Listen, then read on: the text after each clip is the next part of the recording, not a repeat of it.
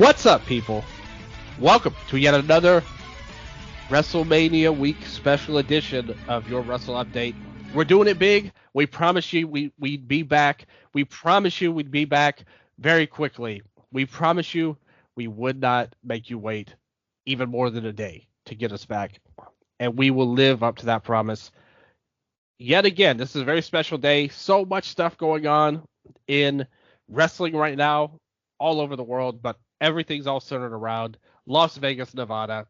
The great time of the year heading into Easter weekend. It makes you wonder what dumbass decided to schedule WrestleMania on Easter. But nevertheless, we've all traveled out. Well, maybe not traveled out, but a lot of people have traveled out, and we've all tuned in to all of the great stuff going on in WrestleMania week. And of course, just like we promised yesterday, my good friend, who we all love so much, Nello de Angelis, a fellow NBA playoff connoisseur with both of our teams advancing into the playoffs after last night with the playoffs. Yeah. I'm very hyped. I was really hyped about that. I had to toss up some grenades like I'm John Morant, covering up my ears right now. Oh my God. We put a big we showed up huge for the play-in game. Memphis showed up huge. The crowd was rocking. You had Marcus Smart in the crowd on there.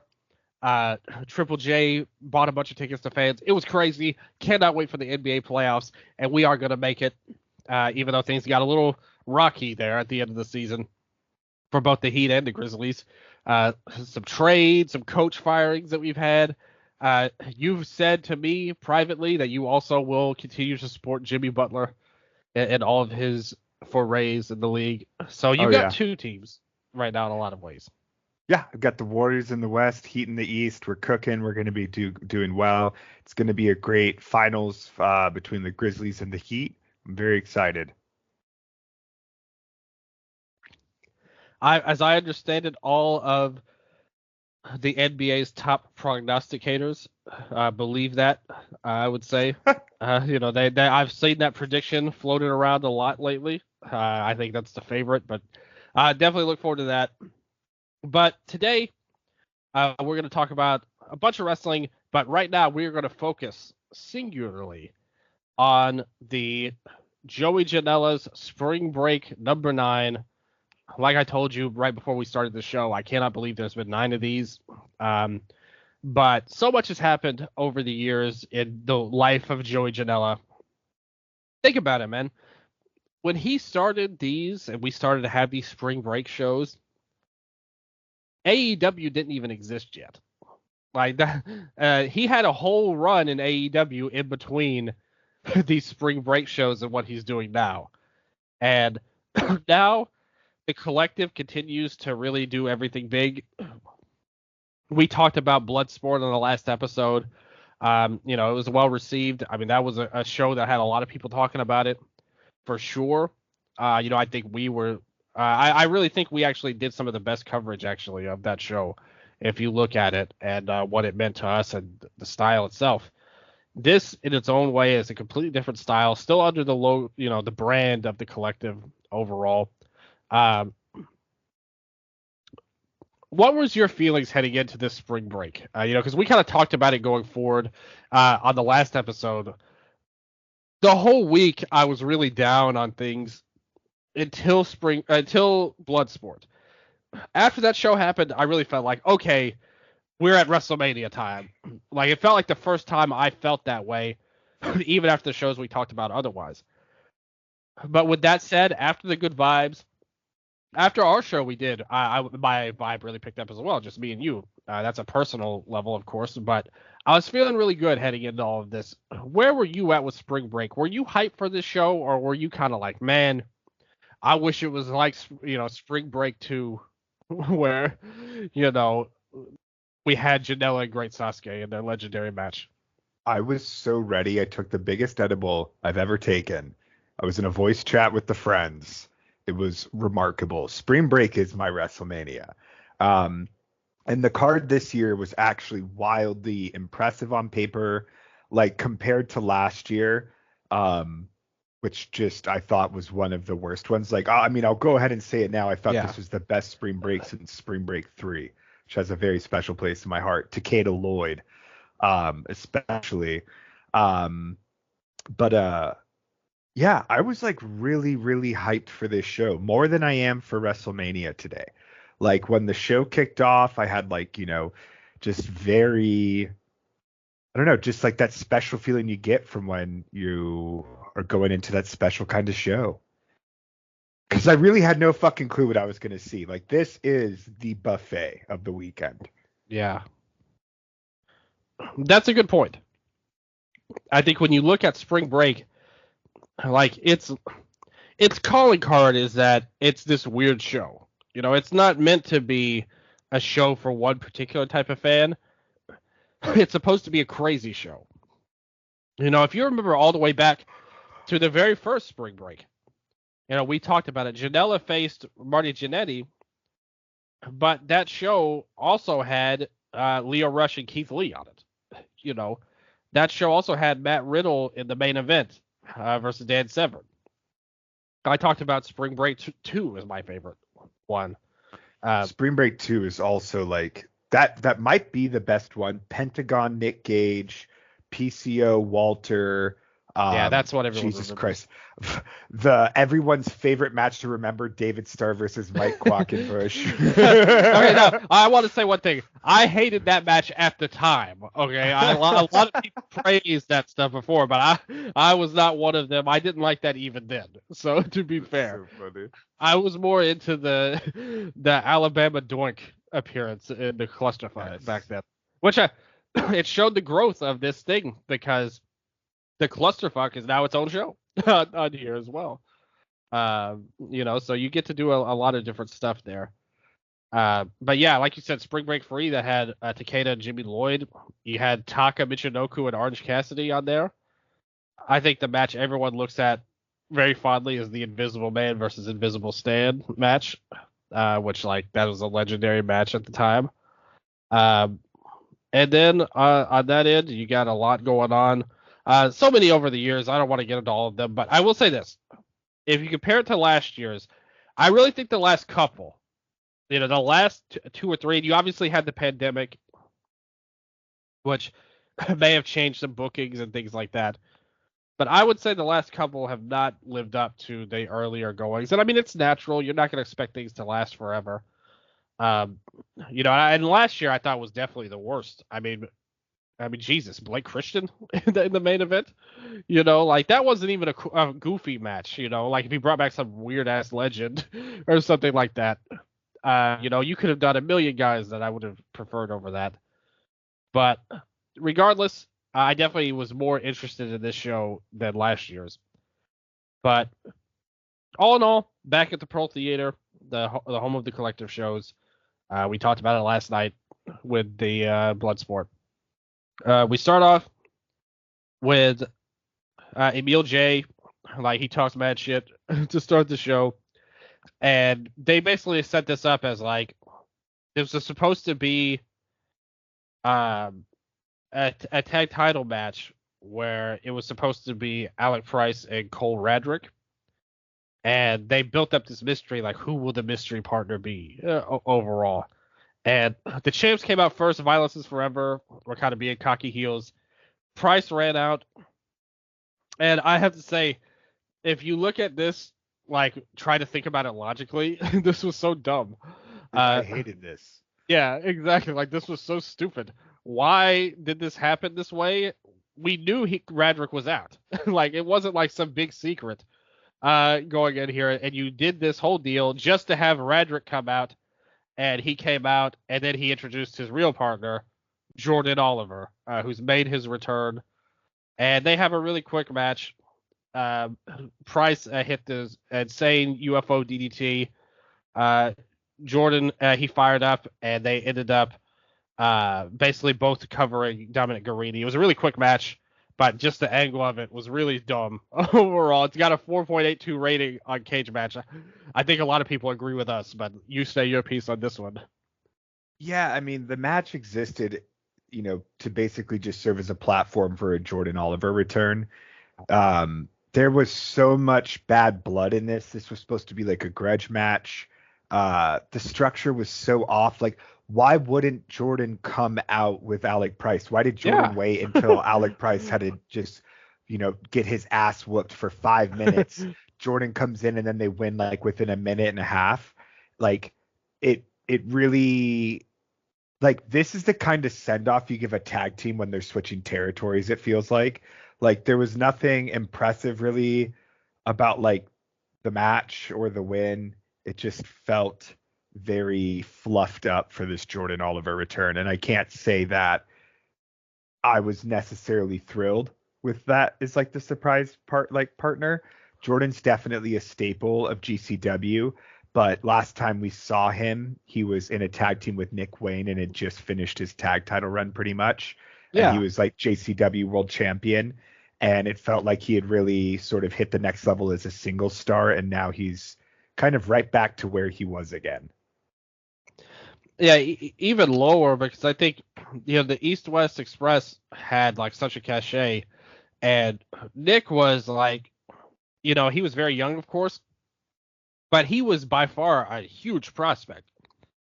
And Alec Price, like, don't get me wrong, I'm not hating on him. He's a fine wrestler and a fine prospect, but he doesn't have the hype level that Nick Wayne had to even attach yourself to. So it's really like two steps back in a lot of ways, where you not only are going back from where Oliver, and he's a guy, I'll tell you right now, I don't know how you felt, but there was a long time with him that I thought, man, this guy blows in the ring. I don't know why he has any reputation, why people like him. Like, he sucks. I really think he worked really hard, and we have to be fair. He started off super young. It took him some time to really grow. And I think he really became, before his injury, like, he became a really solid guy and a good guy to have, and very popular with this particular fan base, but all over the indies. I thought he's one of the better workers in the independent scene by the end. Yeah. I mean, dude, he was how. So I first was introduced to him when he was in Injustice in MLW with like Yep. Myron Reed. So he was like 19 then when he pretty much sort of broke out in that sense, which is pretty crazy. And he started when he was just 16. Wow. Which I respect. I do respect that a lot. Don't get me wrong. But I just thought, man, this guy is not it. I don't know what is good about him at all. And he grew. Like I said, he wrestled a lot. He definitely was surrounded by the best people you could be in this stage of the indie scene. And like I said, he deserves a lot of credit for how much he's grown and how far he's come. But like I said, I just feel like this was a step back, for him, from where they were, or from where he was, and where the company was with him as well. It just seems like, okay, we've got him back. We need to figure out something with him, and we're just gonna put him in this role. Like, who are you thinking it was gonna be? No clue, honestly. And like, I thought it was gonna be Jimmy Lloyd. But once they debuted him as Price's secret partner on like the DG USA show or whatever, I was like, okay, maybe not. But it made more sense because Jimmy just broke away from Cardona. He needs something to do. And I'd honestly be way more pumped if it was, I'm a Jimmy Lloyd guy, so I'm unapologetic in that sense. But this match too really made me wonder what the original plans were had Cole not been injured. Because if it was a 6-minute grudge match between these two teams, then that's even more disappointing. Yeah, I know. Yeah, this wasn't a grudge at all, like how they played it. Like you said, it was kind of like, this is it. Like, they're going away, and we're just moving on here. But hey, worked very much for the live crowd. This opened the show. Jordan's first off, Price coming out, getting some heat on Violence is Forever before they got heat on him. Those got a lot of big pops. Then you have Jordan's return, big pop. Quick win after. People that were there live really were into this. And I think that it did set off a good sort of positive energy for the show. That's true. I just wish it was more logical. Like you said, if he had just came out with Price, I think that would have made this a lot better. Yeah. overall. Does it feel to you like Violence is Forever is wrapping up? Like they haven't had any other bookings before this on WrestleMania week. They were on Yeah. AEW and Ring of Honor a couple weeks ago. I really hope so. I really hope so because who is it? Is it Sammy Guevara and Dustin Rhodes that are the Ring of Honor Tag Team Champions? They could probably use some competition. That's true. Although the funny thing is, they were also bodyguards or no security guards on Dynamite for Yep. the segment where Swerve jumped, got jumped. So very good, pulling double duty. Violence is Forever, both on Ring of Honor and also security. But yeah, Jordan Oliver's back. Glad to see him back for sure. You know, you got to respect that. I also have to say I always respected Jordan because even in those early days, you know, some people loved him and some people were like me and was like, man, this guy sucks. And he always handled that really gracefully online. Because like I said, you see a lot of wrestlers that will see criticism and just like losing their minds over it. But he was very cool about it. He basically said, look, everybody's got opinions. You know, I can't make everyone love me, but I'm out here doing my best. And I always respected that about him. I think that kind of attitude helped him like be the best he can be, which we're seeing now. And I look forward to seeing his return. I hope he can get back. This match didn't really show us anything about where, like, this was not any kind of work rate match. Let's put it that way. It was an angle more than anything. Yep. This was a moment. Yeah, and what you said was accurate. It worked for the fans. So from that sense, like, that's cool and all, and we'll see where Violence is Forever goes from here. So up next, we had a Lucha Trios match that we had with all of the Dr. Wagner family, Dr. Wagner Jr., Io Dr. Wagner Jr., and Galeno Del Mal.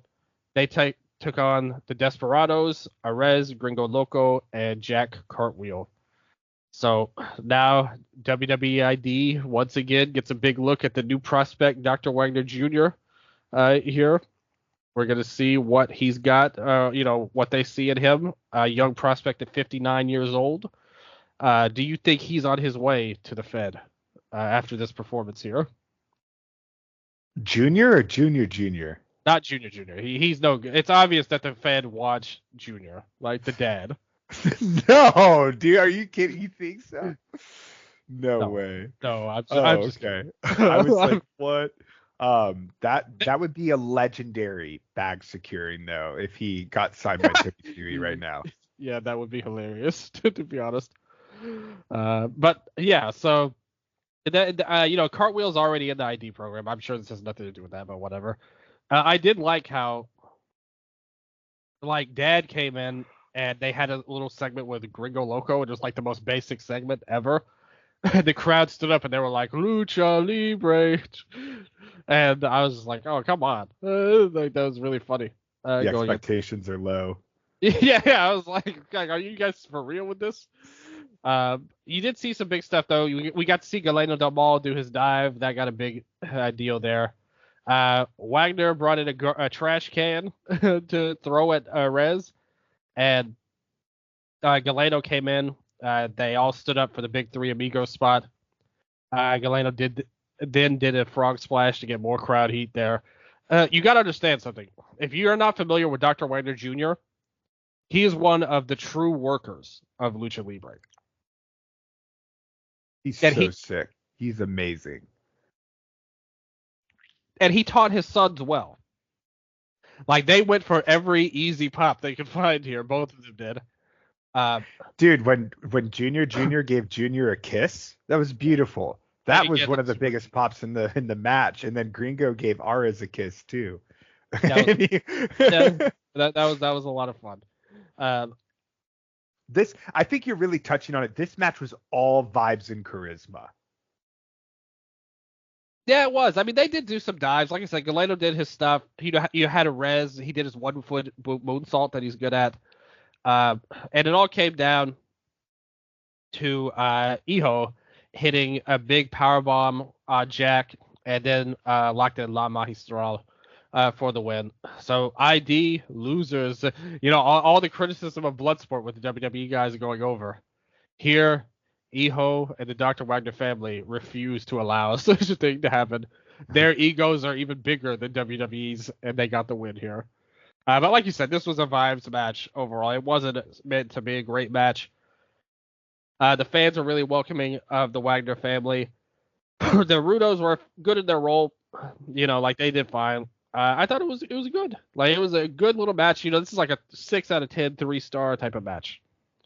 Yeah, like, the big thing about Spring Break for me, and especially WrestleMania weekend, is that for a lot of people, this is like your one chance. Like when I went in LA, right? I'm like, all right, this is probably my one chance to see Akiyama, Ibushi, like in a setting like this, right? Not Yeah. like in a grander one, or if I go to Japan or something.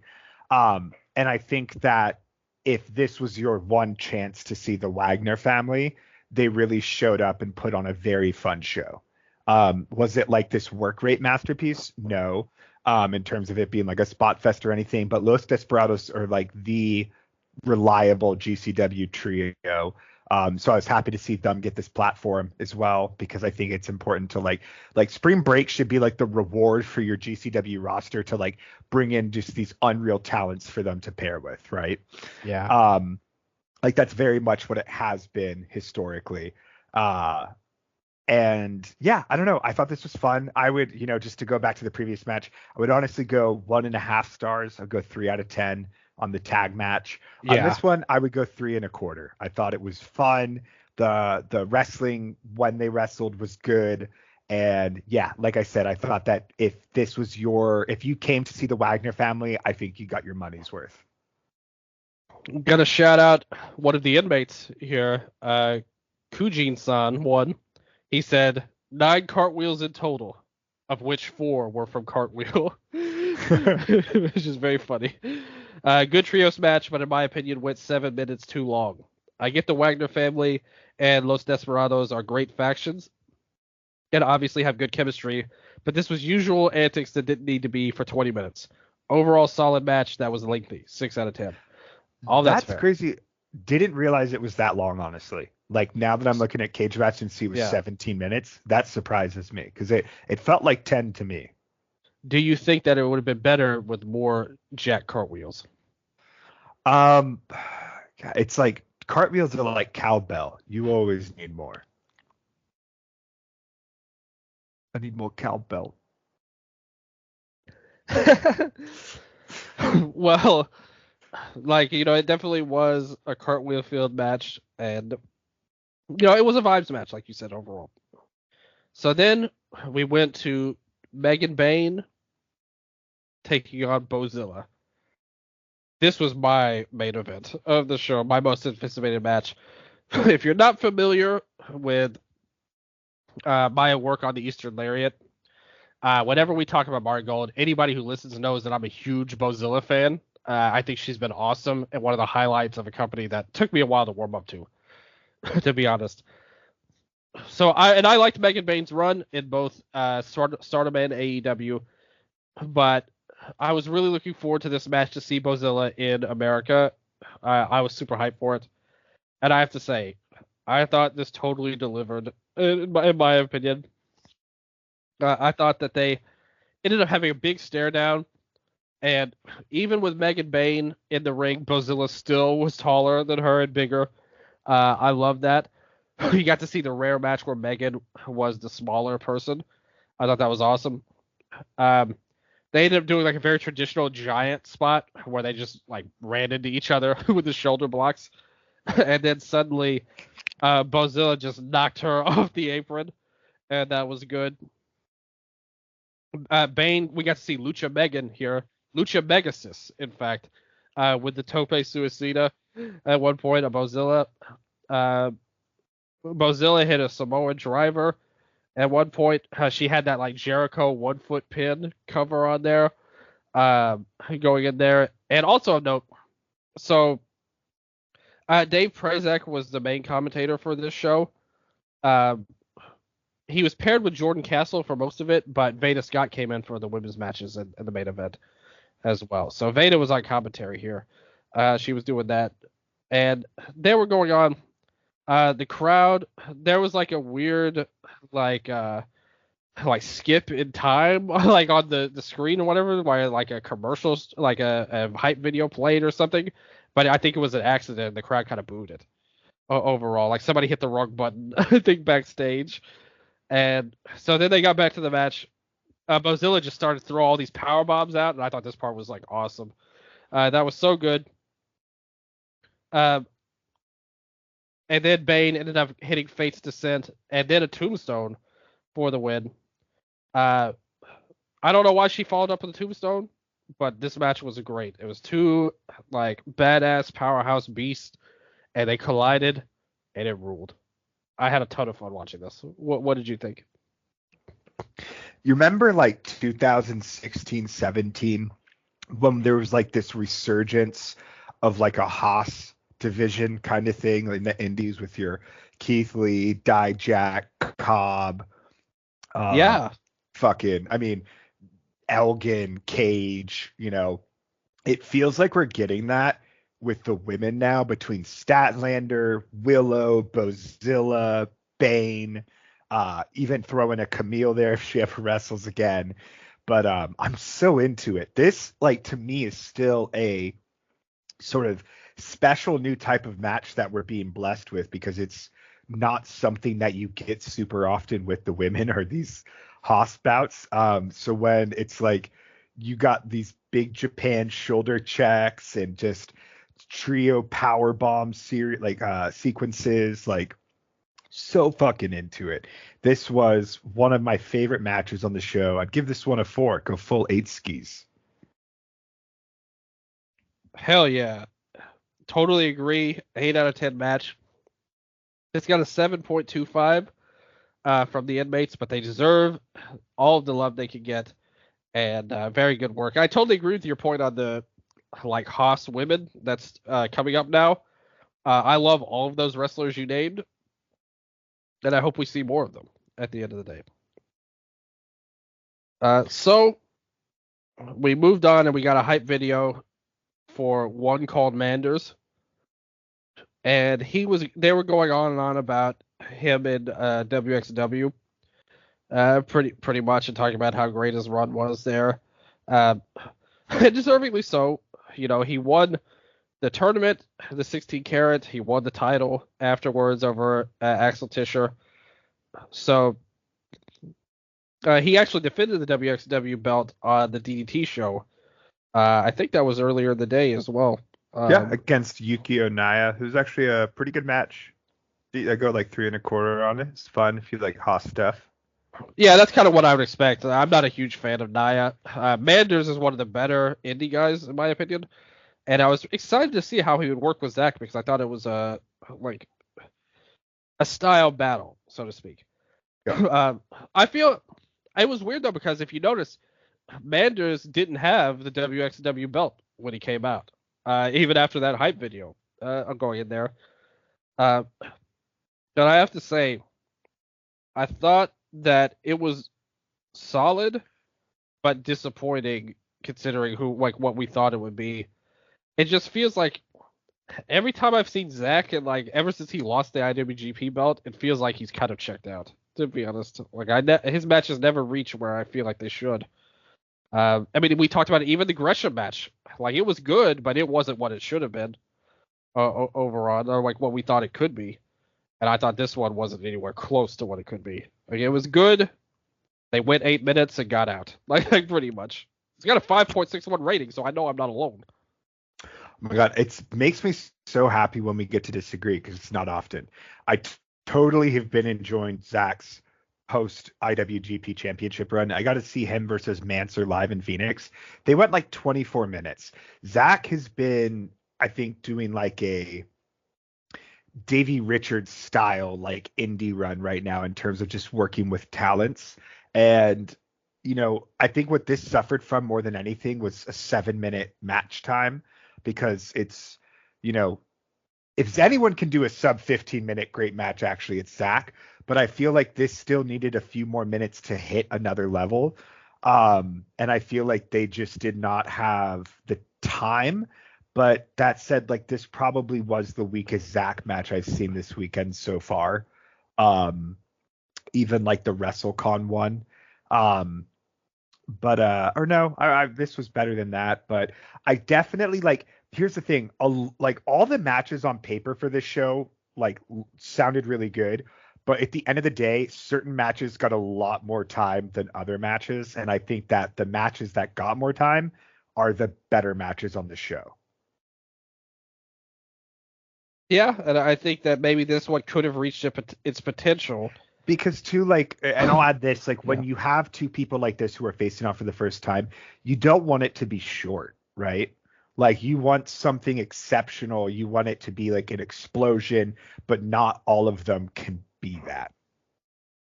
Yeah, and I just thought, these guys, again, I respect Manders so much. I think he's one of the best indie guys. And obviously, we know what Zach is about. You know, I just thought that he really wasn't putting his best effort in. And maybe I'm wrong on that. I don't want to No. insult anyone, but it just, that's how I felt. Like I said, I mean, that's just how I felt. I thought it was a very basic Zach match where he went over the arm, and they didn't really do much more for that. I thought it was like a 2.5-star match, like 5 out of 10. Harsh rating. But you probably thought it was higher, though. I'd go like 2 3/4. We don't even disagree that much. Well, no, I was talking about just in terms of Zach's post IWGP run. I've been enjoying his little bizarro indie shit so far. Yeah, I mean, like I said, I didn't see that Mance match, to be honest with you, so I wouldn't be surprised if you were right about that. The best match I saw him have, I actually watched a match of his when he went to Chile a couple of weeks ago. He wrestled a match against Dylan Fabrizio, and that match ruled. Like, like check that out. I'm deep cut once again here. If you guys haven't seen it, um, it doesn't have any ratings on Cage Match. So far. Oh, it does have a rating on Cage Match. Look, see, 10 out of 10 rating here on there. Amazing. So they We do agree. Wrestle Update holds jurisdiction over South America, not Eastern Lariat. So this is our show. We're hyping this one up. I real talk, I love Chile. I have a bunch of friends on Twitter that have talked to me from there before. I'm friends with Akari, like a Chilean wrestler from Japan. So a lot of people I know from there, and I love the culture of South America. No, no joke. And I love more than anything, more than South America even, is wrestling in places that aren't known for wrestling, like really small places, whether it's Chile. There's a total tangent going on here, but Southeast Asia, like Philippines.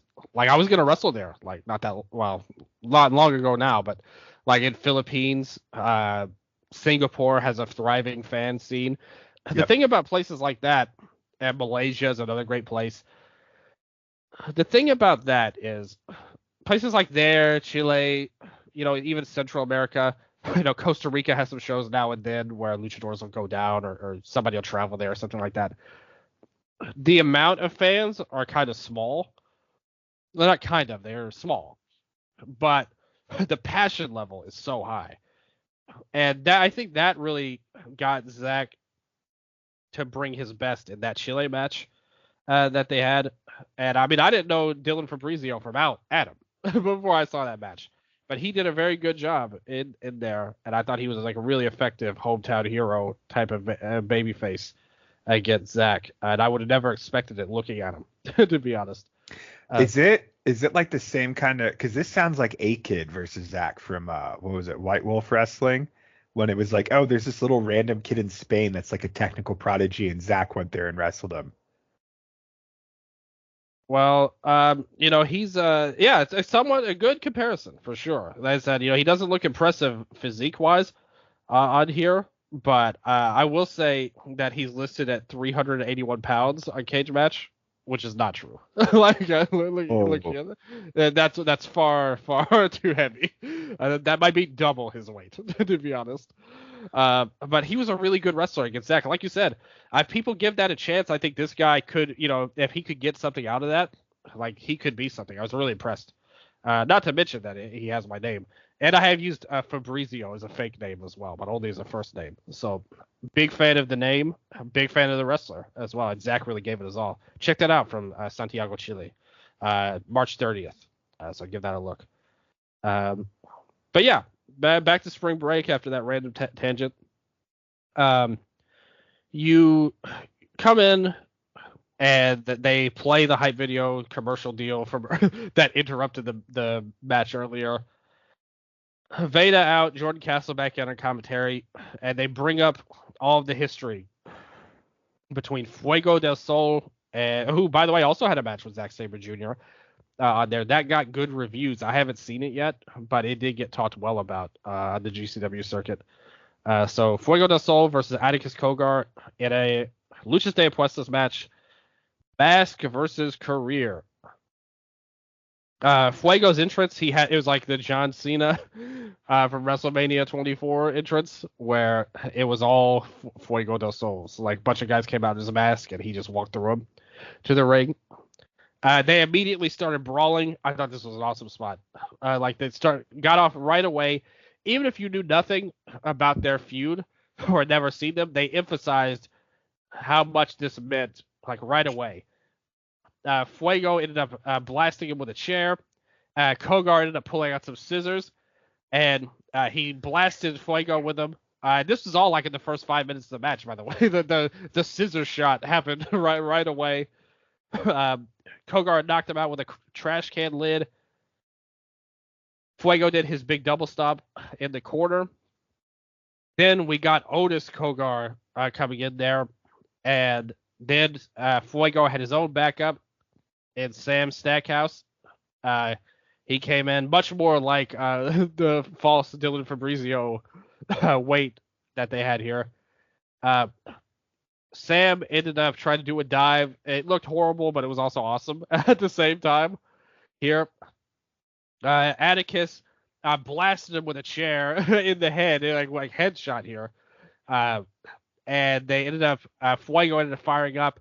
They set up a bunch of chairs. They ended up doing, Cogar ended up hitting a German suplex into a chair that was like upside down and open, coming in there.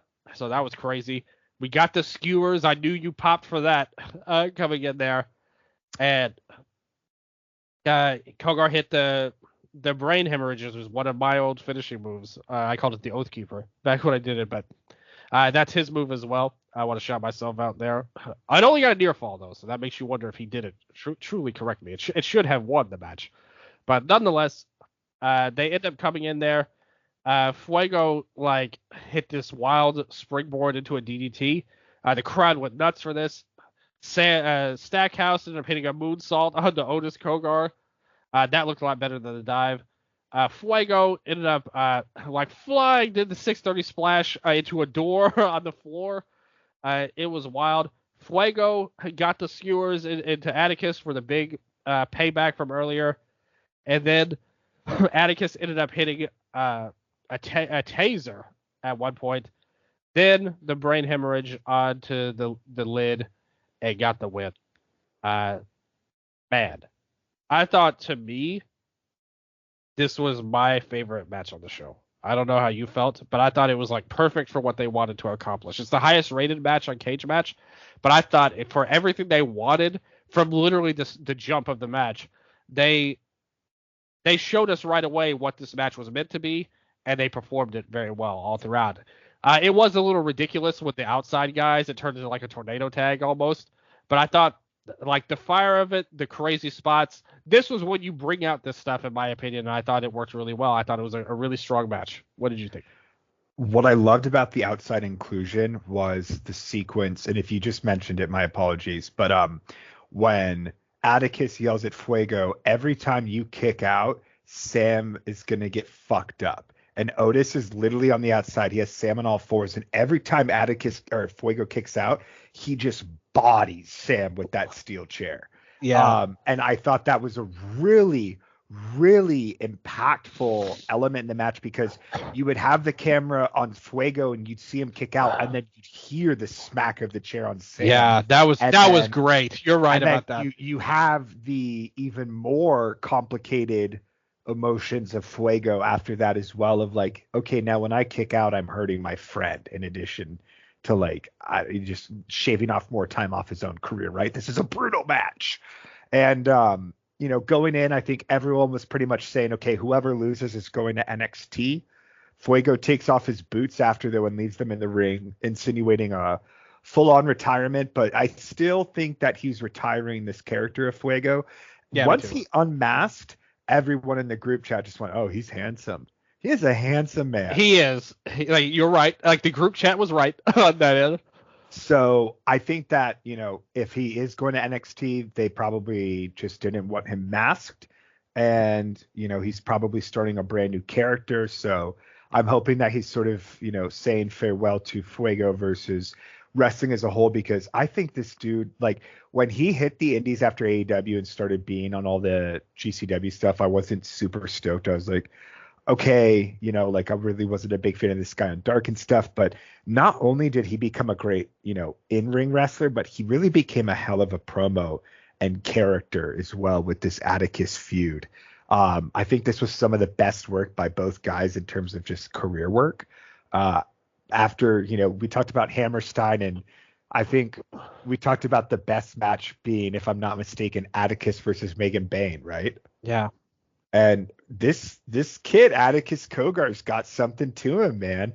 He can really sell a feud in a way that few others can at the independent level, with like the amount of and the level of production that he puts into these character vignettes, the amount of malice he brings into the feuds. Like, he is able to have such a great grudge match, because it's like, I mean, it's a safer death match in that sense, right? Like, the things he does are like not to the extremes that he's already been through. So it's like he has no problem taking these fucked up crazy moves and all this stuff. And also, Fuego sold the brain hemorrhage both times like Pac sells a DDT. It was total on the head, flipping out, just looked amazing. So like that finish onto the lid looked devastating, which was just really great too, because we'll talk about a not so devastating finish later. Yeah, I love this. I'd go 4.25. Yeah, this is a great match. Really cool. Really cool that they were able to make this story be what it was. Like, and I think I really agree with you about Fuego. When he was in AEW, I kind of looked at him as basically like a replacement level luchador. Like, he wasn't bad. I never thought that about him, but there was nothing about him that I thought was special at all. Like, I thought anybody could really be like in this gimmick, and I think they would do about as good as he was doing. But somehow after his release, like, he really took a big step up. Like, there's no way you could argue that. He's improved a ton. Like you said, the promos have come in. I know he kind of dabbled in the YouTube world. Like, he went on that Maven run that he had on YouTube, where he was trying to make that kind of channel happen. And I think that probably gave him a little bit of an avenue to get more comfortable with speaking. And then you had this big feud with Kogar. And as you said, I think the best thing about him is how he carries himself in terms of feuds and making things like feel important to him. Maybe not to the grand scheme of things, but the feuds he's in feel important to him. And I think that's a great skill for any wrestler to have. And on top of it, let's face it, a lot of people thought he wouldn't be back to this company. They brought him back for a reason. They wouldn't bring him back if he wasn't this level of guy. And I think it's really paid off. They did the right thing to bring him back because he's made this work.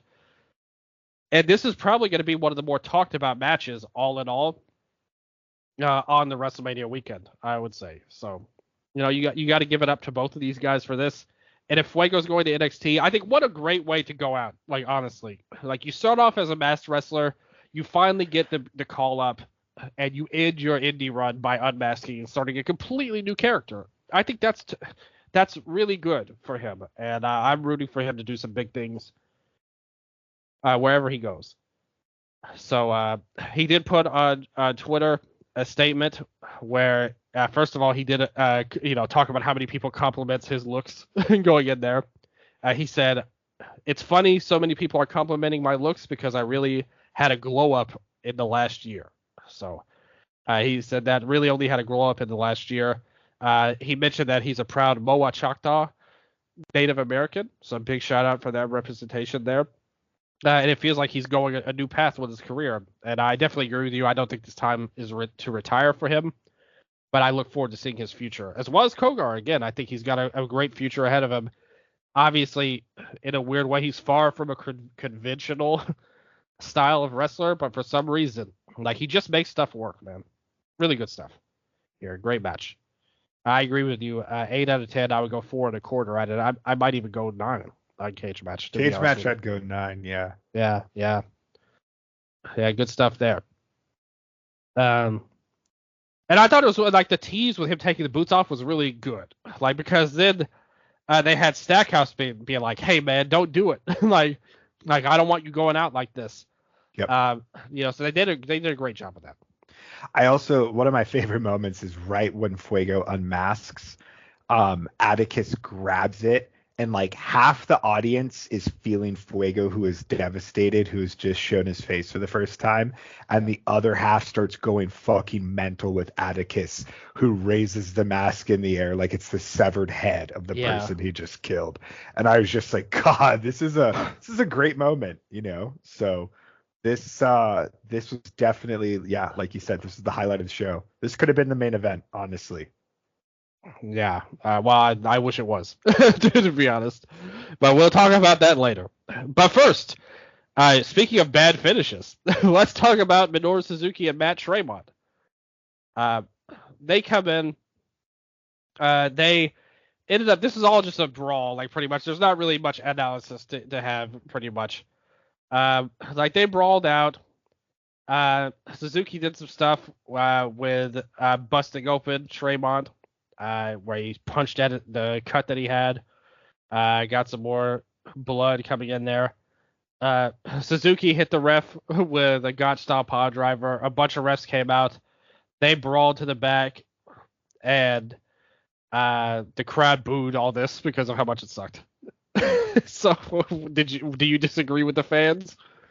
No. Okay, so I was having fun with this. Because when this got announced, my immediately frame of reference goes, okay, Nick Gage versus Suzuki on paper was badass, and that was a trash match.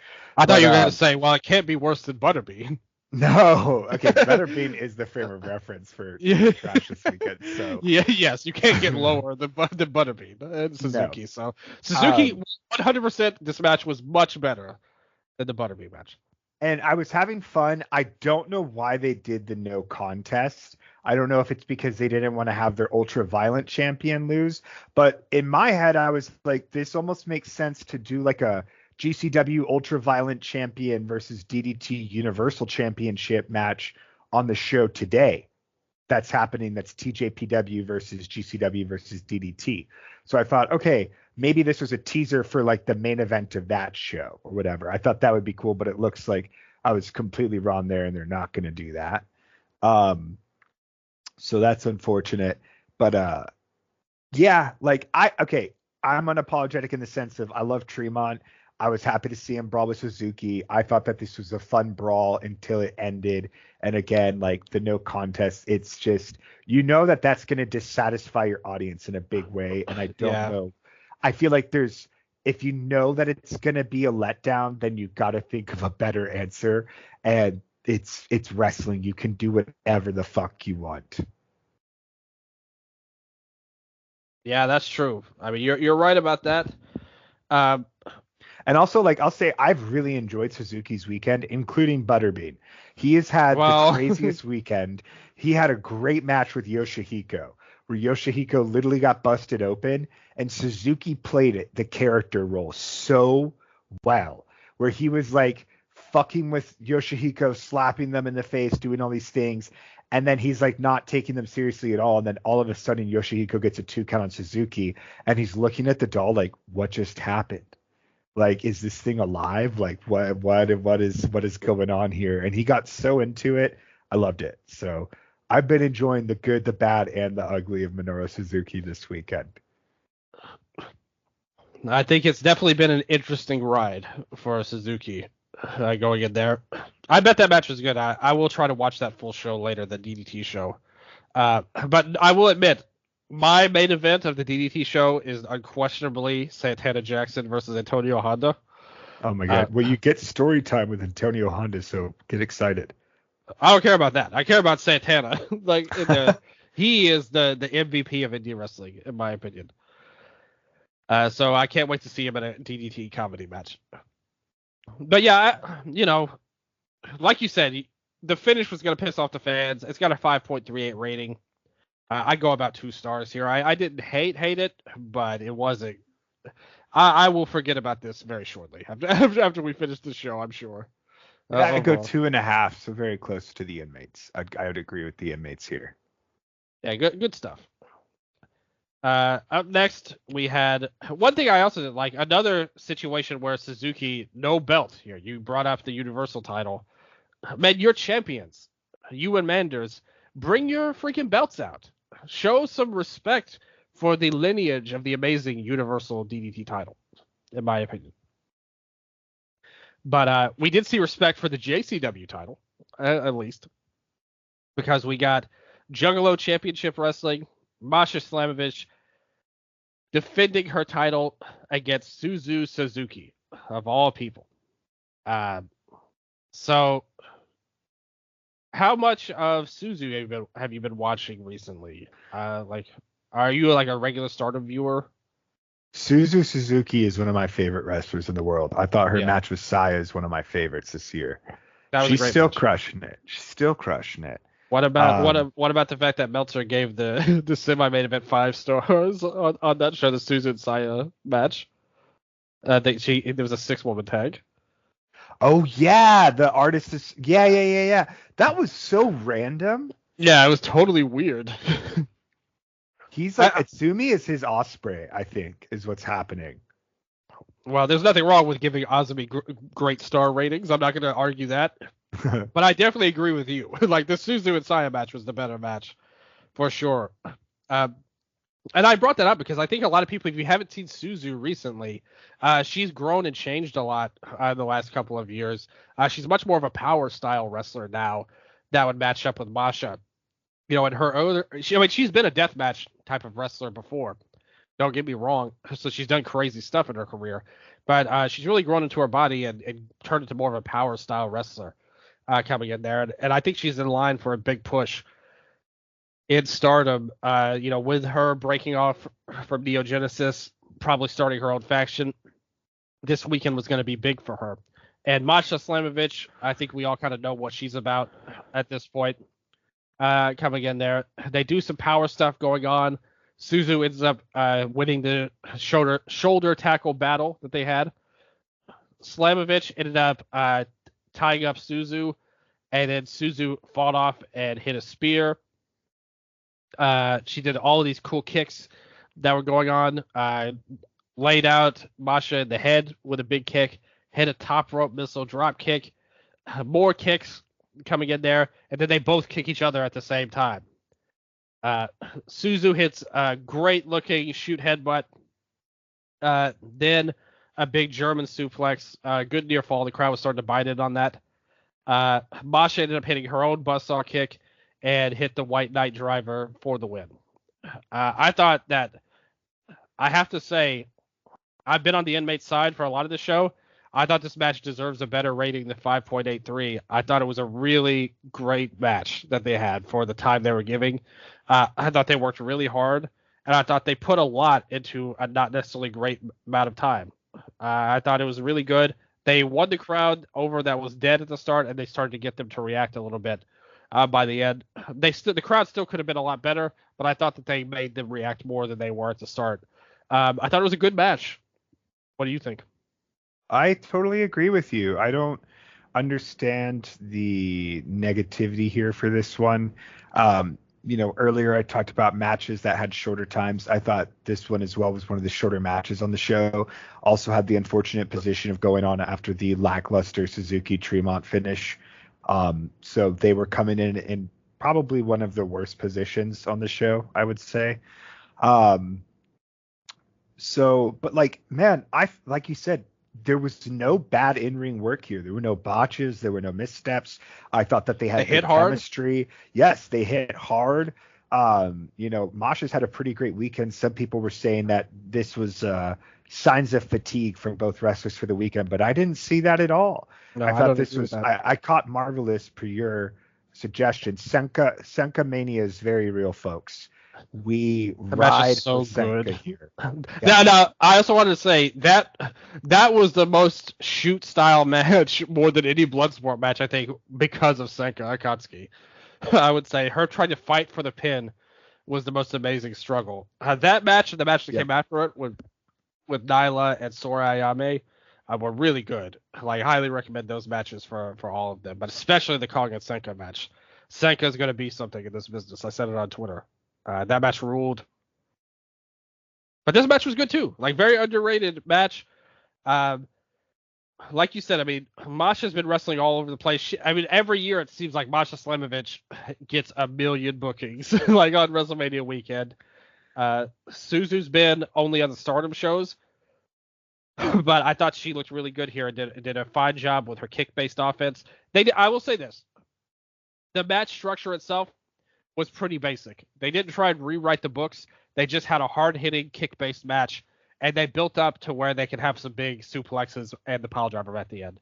So it was a basic match, but I thought it was still very well done, and I think it deserves a recommendation in my opinion. Like, definitely 3.5 stars at least.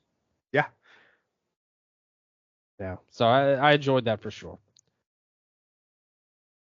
So after that, we ended up bringing out Mance Warner.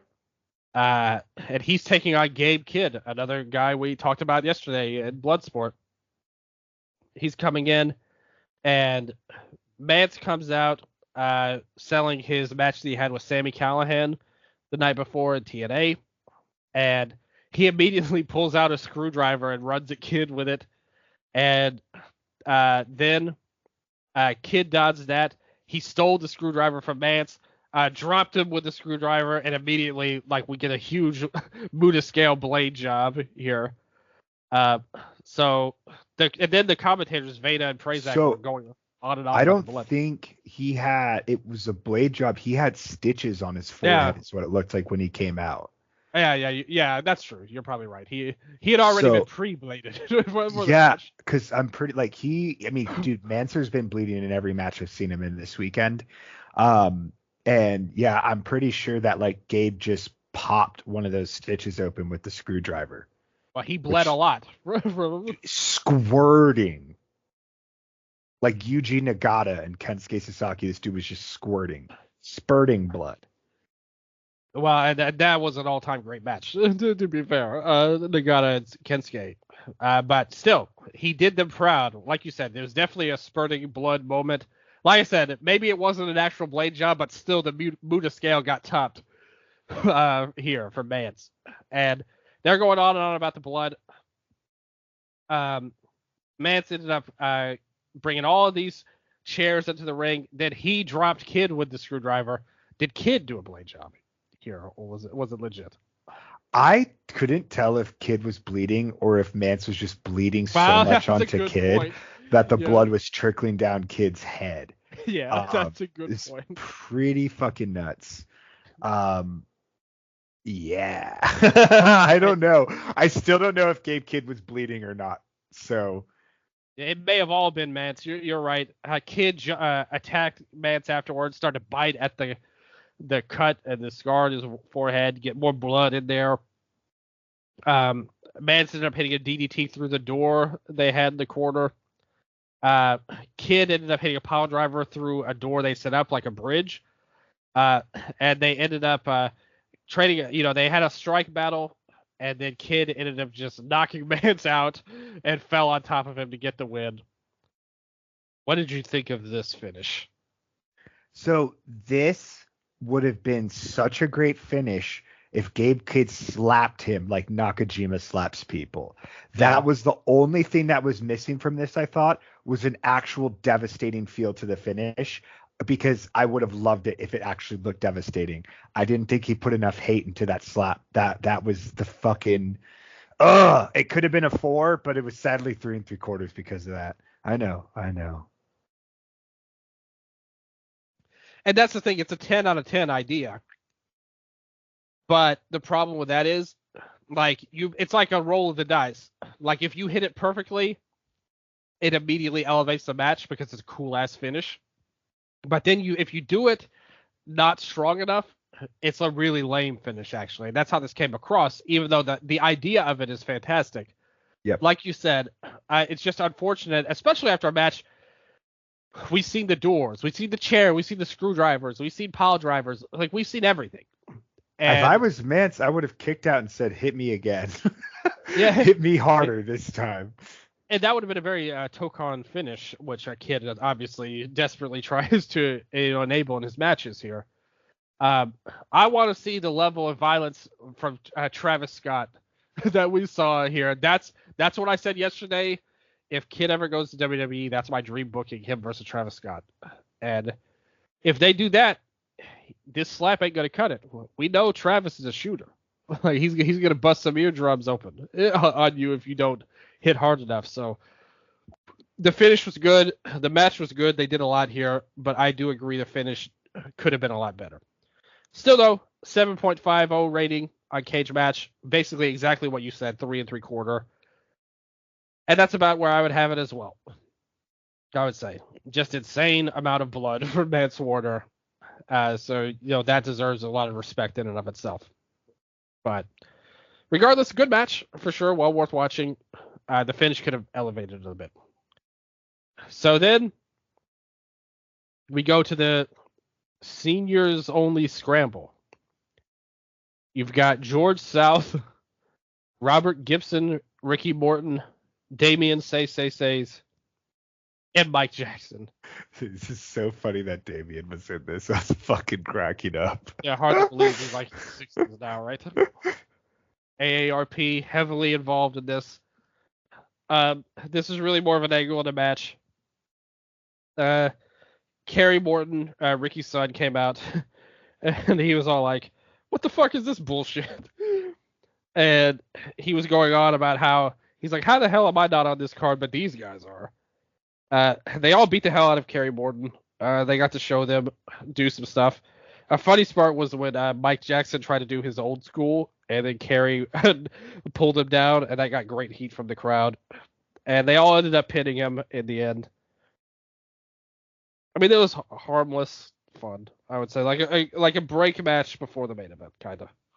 Yeah, in terms of like this knew exactly what it was. It didn't try to be Exactly. anything more. They started off, they gave you like a couple minutes with the seniors, and it's like, hey man, like that's probably the best kind of scramble you would have got from them is just those couple minutes of fun.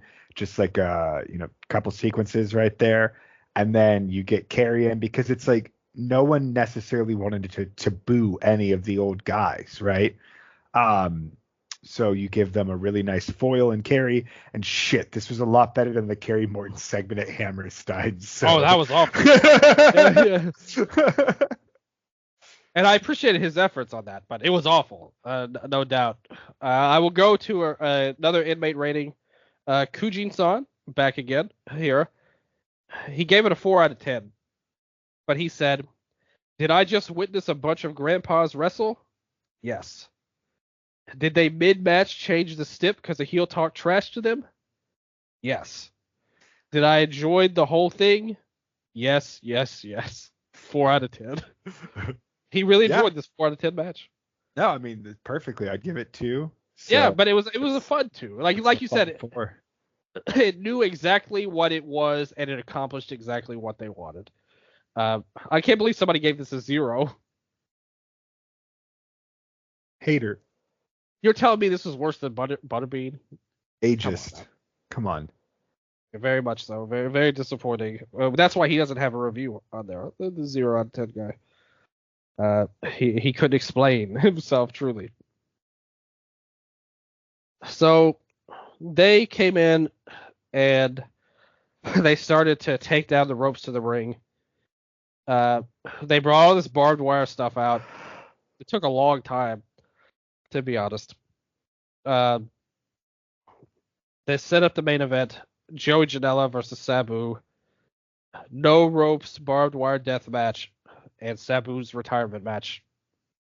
Probably not, but that's how they advertise it. So they come in. Immediately, He goes into the barbed wire. Coach Bill Alfonso comes in, blowing the whistle. Everybody loves that. Sabu tried to do the step up like rope moonsault, but he fell into the barbed wire.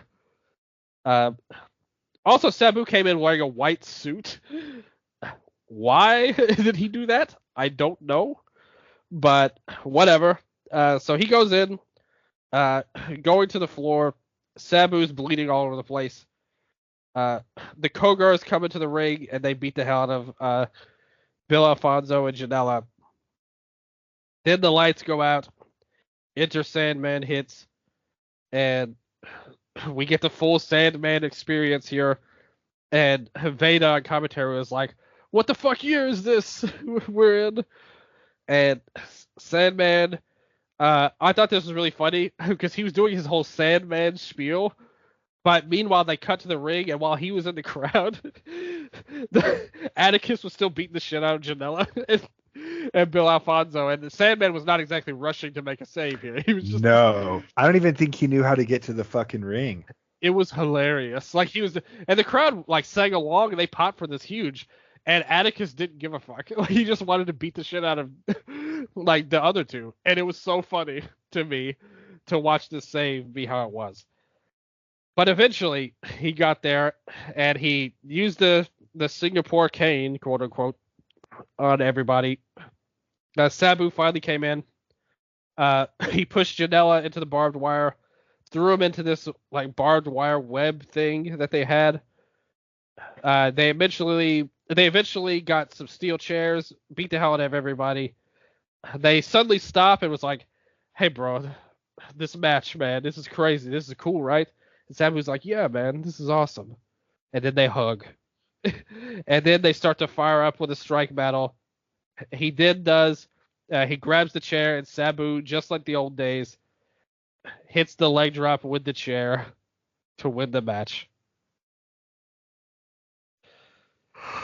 After 17 minutes, 7.16 rating, the inmates liked it.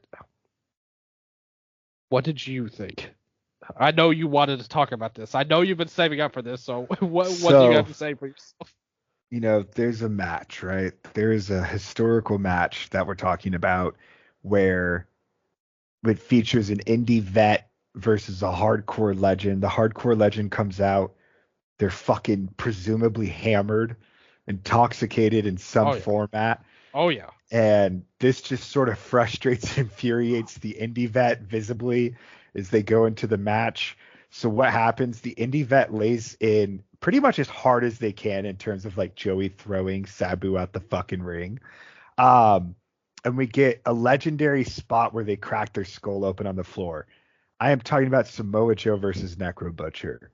This is the modern day Samoa Joe versus Necro Butcher. This is such a fucking cataclysmic car crash that while I was watching it, I literally, before the match started, I was like, okay, do you guys think that this actually goes, or does Sabu just like fall? Like, does Sabu fall through the barbed wire and just crack his fucking skull open? And like 5 minutes in, it happened. I was like, oh my God, I manifested this. No. It was all your fault.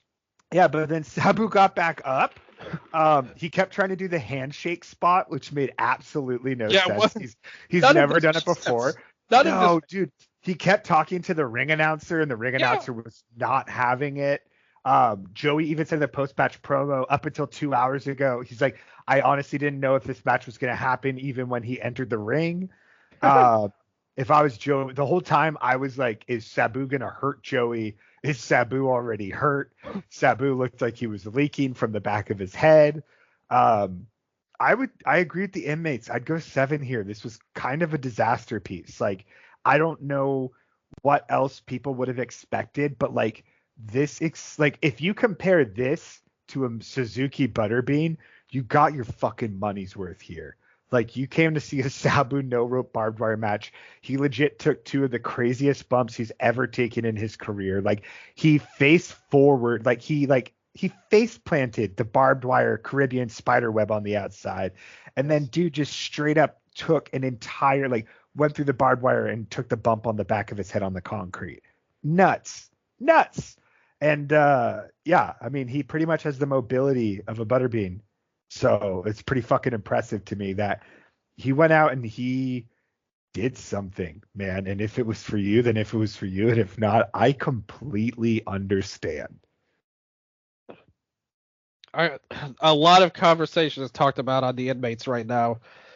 So I'm going to throw to them for a second. Let's see what we think of their reviews. FTT writes, probably one of the most irresponsible matches to happen recently.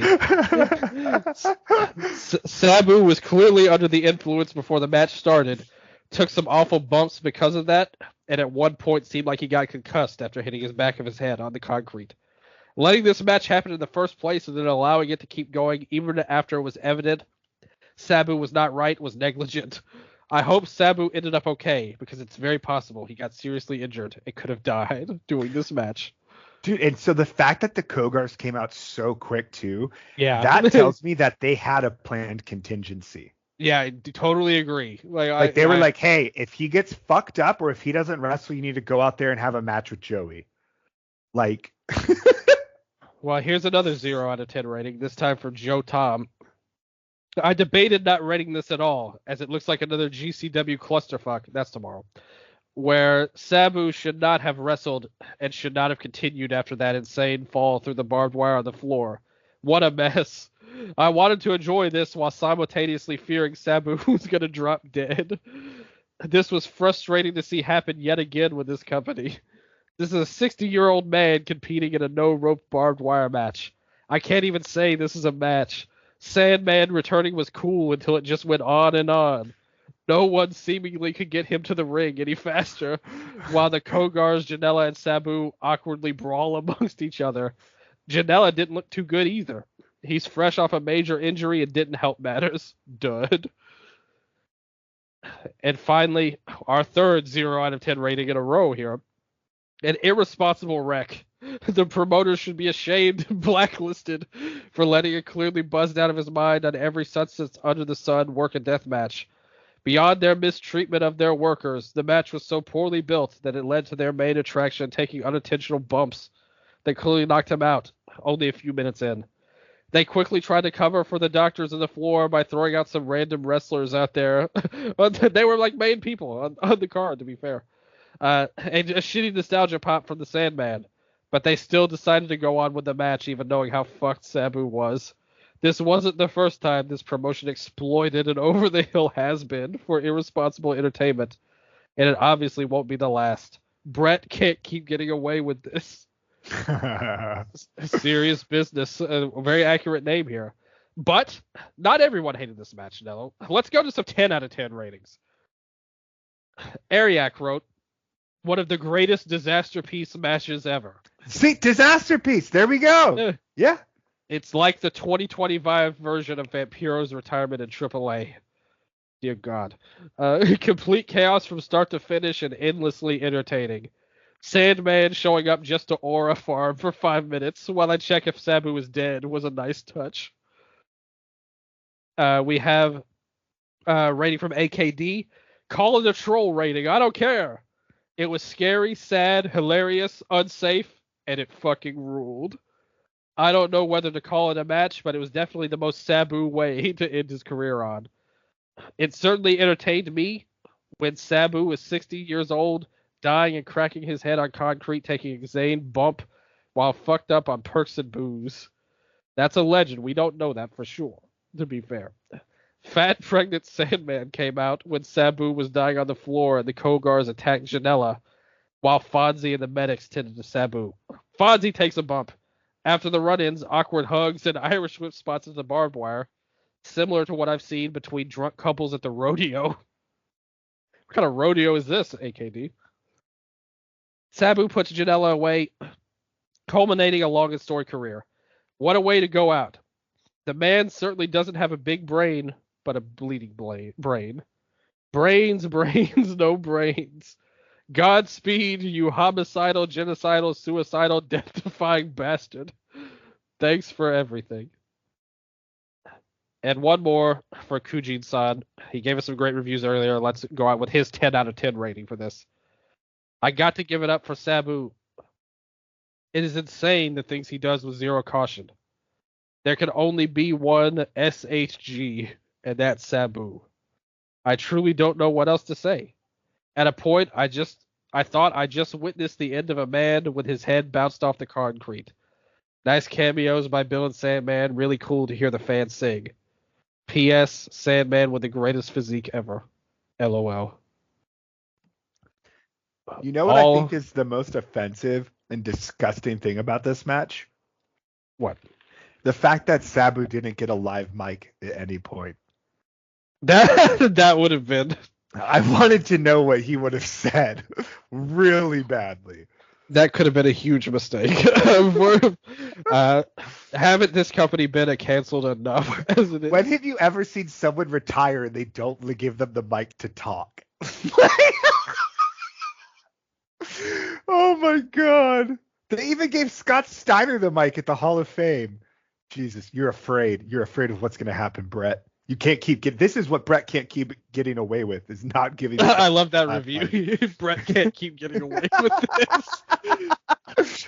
Oh my god. Excellent work from the end, man. Say what you will. It's funny because you could change the zero. Like if you read the 0 out of 10s and said those were the 10 out of 10s and vice versa, they'd still sound like the same reviews. Yeah, like, I know. Pretty much the complaints were the praises for other people. Yeah, exactly. The things we loved is what others hated, and what they hated is what others loved. I love it. Like you said, Janela kind of promoted it in the show. He was like, I didn't know if this was going to happen. But Sabu finally showed up. He gives Sabu his Indie Hall of Fame plaque that Sabu no-showed on. And then he says that you're probably going to sell it for $500. Yes. I love it.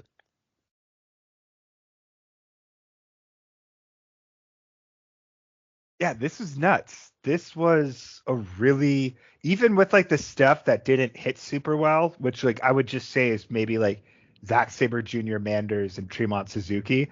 It was all really fun. And for as long of a show as it was, like, one of the main complaints we had with Hammerstein is how goddamn long it was. But this was still about 4 hours, and I really didn't want Spring Break to end, even when it did. I have to say, my expectations for this were not high. Like going into it, to be honest. Like, I get it that it's a smorgasbord. Maybe I was just down because that Hammerstein show we did the review on. Go back in the archives. Cage Match, you can check that out. But, or last year's, like I said, I didn't enjoy last year's at all. But I thought this was a super fun show. Like, up and down. I mean, you can't really hold it to any kind of standards. But if you just watch it for what it is, I think you have a lot of fun with it. And I mean, that Janela line about him selling the plaque was a shoot. No doubt. There. All of it was felt like it was a shoot in a lot of ways. But he did say he was his favorite wrestler, and the reason why there are 2,000 people there today. So a feel-good ending to a completely batshit insane show. And the fact that it's spring break, isn't that what we would have wanted in the first place? Yeah. 100%. Yeah, like I think it was a 10 out of 10 for what they wanted. I wouldn't say it's one of my favorite shows of the year, but I had a lot of fun watching it. But again, no expectations, all vibes. This show was a winner. Spring Break is back. I think they did it good here. Lots of fun stuff on the show. My favorite match was the Mass versus Career match. I also enjoyed Kid and Mance. I also think Masha and Suzu was underrated. And Megan Bain and Mozilla, that was my most hyped match I was going into the show. It did not disappoint. So those are my favorite matches on rank. Definitely the Kogard Fuego match the best. So good stories told. Janela gets to live out his fantasy, and the fans had fun, and it was a good time. Though morally questionable in the main event. I won't say there's not moral questions, but I will say that for whatever reason, maybe just wrestler brain kicked in. I did have fun with it. I do have to admit. I will not say it was a good match at all, but I will say I had fun with it. So, yeah, right now the overall show has a 7.22 rating.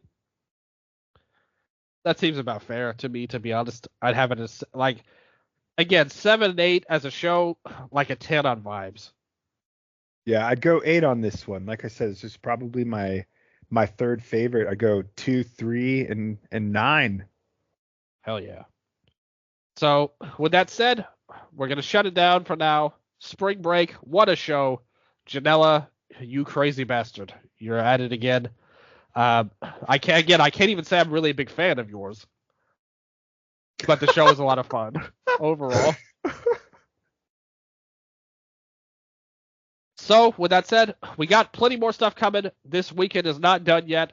We will catch you guys on the flip side. We got a lot more to talk about. We got some stuff coming. Just to be safe, do you have anything left to say before we close it down?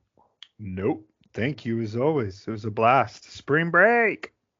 Hell yeah. Thank you guys so much for listening. Catch out all of our other WrestleMania reviews. We really appreciate all you guys. Let us know what you think of the shows. Let us know if you're having fun. Let us know about life. But most importantly, you know I love you. And until next time, this has been your Wrestle Update.